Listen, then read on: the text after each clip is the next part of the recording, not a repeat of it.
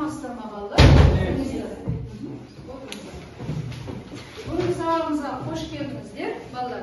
Енді болса бүгінгі сабағымыздың әдемі сәтті өту үшін сіздерден бір әдемі тілектеріңізді ақ қағазға жазып жіберсеңіздер.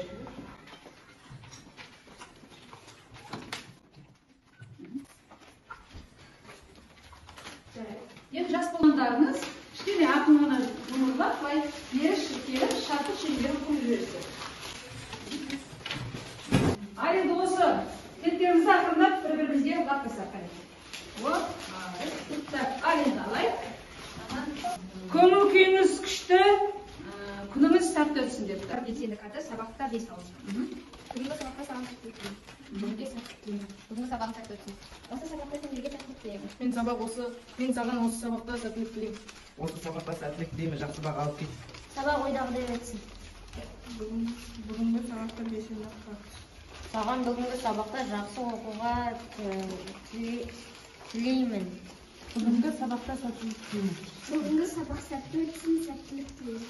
Рахмет. Ондай болса бүгінгі сабақ әдемі сәтті өтсін деп тілектесін. Орындарыңызға жайғасудан бұрын тұра тұрыңыздар.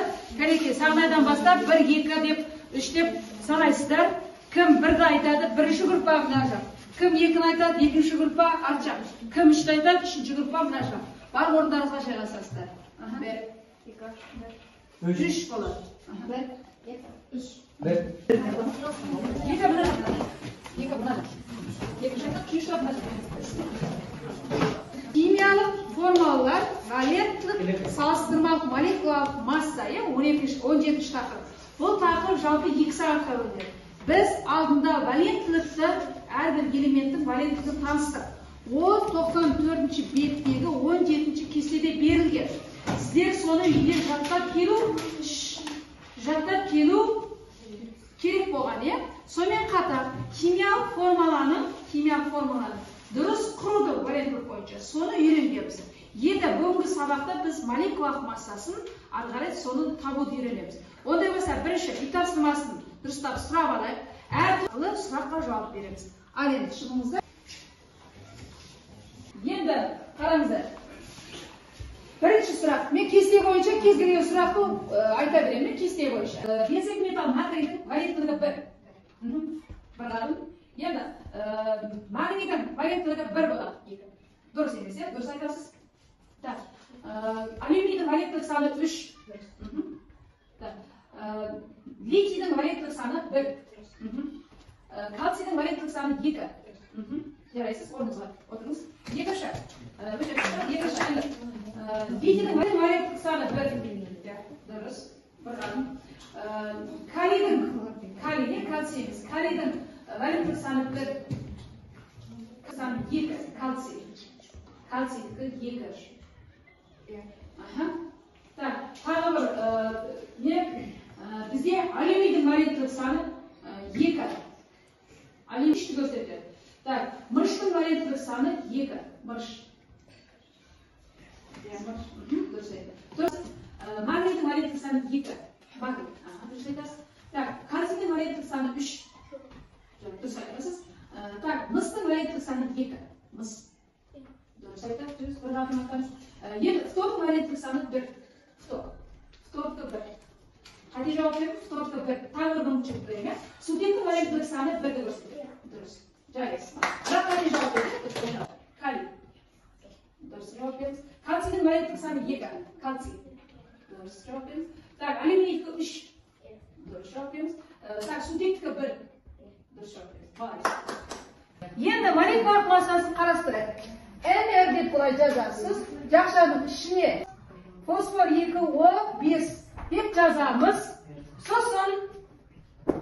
Сосын қараңыздар. Фосфор мен оттегі 2 элемент тұр, Фосфордың атом саны қанша біздерге? Атомдық массасы 31, бірақ мына жерде қанша атом тұр? 2 атом тұр, қосарсың. Оттегі қанша? 16 көбейтесің 5-ке. Енді қай есептеп жүрейік? Сіздер айтып жүріңіздер?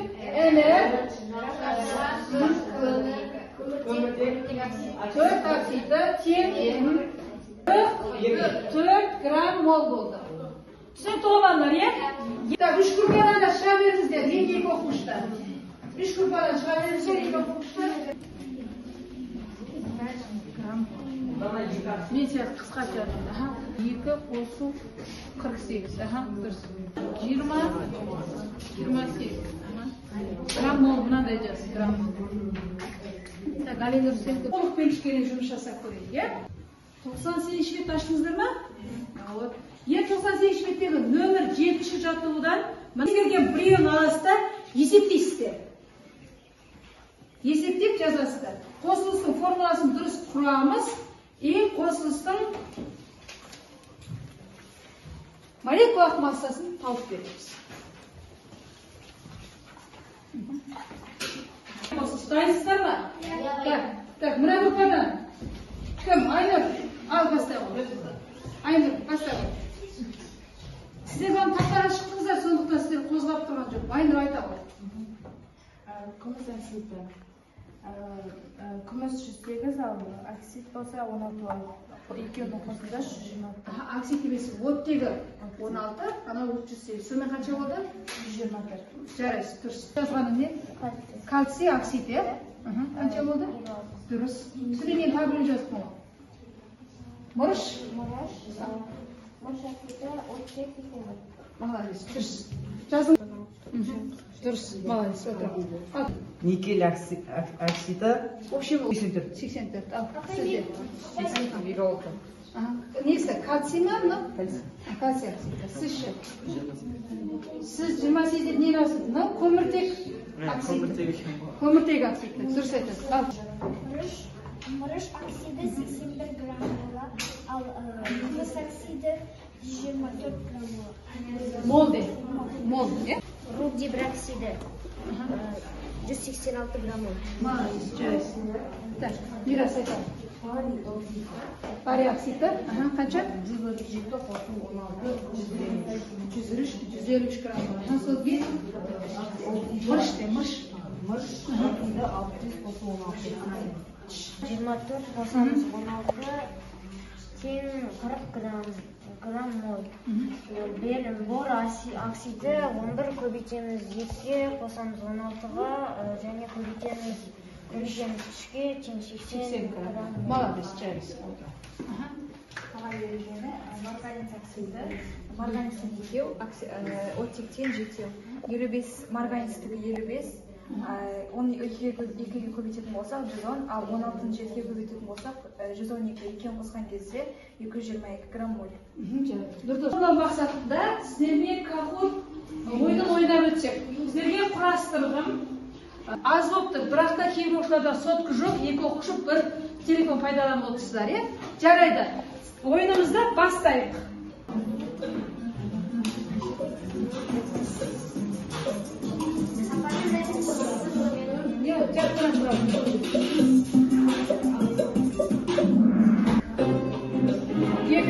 Так, ортаңыз құтты болсын. Сіздер группаларыңызға мен жақсы баға қояп, Сағынайға, Айжанға тақтаға шықты, Айнұрға. Сіз тақтаға шықпаңыз ба, 2-3 жұмыс жақсы өзі. Әнжуге жақсы баға. Мына үшеулеріңізге 9-дан, сіздерге 8-ден қоям, е? Үшеулерге. Так, сіздерден мәлен жақсы қатысты, бірақ кішкене ошибкалар бар, е? Сізге 8-ді қоям, сіздерге 8-8 ден, сізге 9 қоям. Сіз тақтаға шықтыңыз. Сіз барлығын дұрыс орындадыңыз, сізге 9 балл. Аяша сіз тақтаға да шықтыңыз, мына жерге де дұрыс орындадыңыз, сізге 9 балл. Мирас сізге 9 балл. Бейбар сізге 8 балл. Енді баға қоймаған бір оқушы бар, келесі сабақта жақсы дайындалып келесіз. Шықты балдар, е? Енді балдар, қараңыздар. Сіздерге осы байраға, осы сабақты қаншалық деңгейде меңгердіңіз, сол бойынша өзіңіздің кішігірім пікіріңізді QR арқылы белгілесеңіздер. Немесе жазбаша түрде жазсаңыздар да болады. Түсініңіздер ме? Кімде телефон жоқ, жазбаша жазыңыздар. Кімде телефон бар, аты жөндеріңізді жазып белгілеп қойыңыздар. 2 адамға біреуден берейін. Кімде жоқ, қазір қағаз береме? Так, кімде жоқ телефон? Кімде жоқ? Не, екеулеріңе біреу берейін. Кімде жоқ? Маған беріңіздер. Бос сөздер сабақтар. Қандай да бар? Түсінбеген сұрақтарыңыз болса, айтсаңыздар болады.